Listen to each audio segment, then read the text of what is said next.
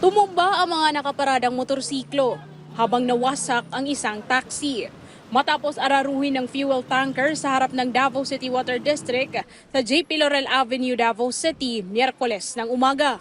Bagamat walang mga bystander na nadamay, marami umanong natromang mga kliyente at tauhan ang Water District Office.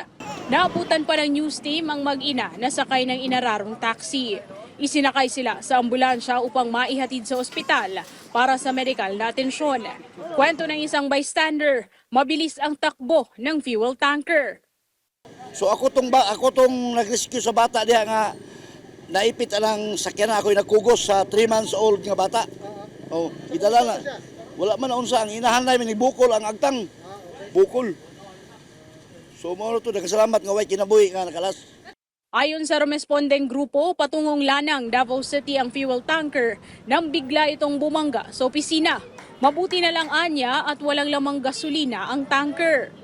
Pero ang gipadispatch sa mo ang fire truck lang ngayon kasog na isa din explosion ba. Pasalamat na walay sulod ang atong tanker. Kaya kung na lisod, legal casualties. Siguro sir, possible na sir, lost contact siguro sa brake or depende na sa investigator sa BP sir.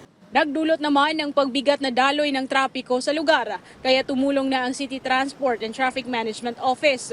Ayon sa kapulisan, hindi na magsasampa ng reklamo ang mga biktima at mga sangkot sa aksidente matapos magkaregluhan.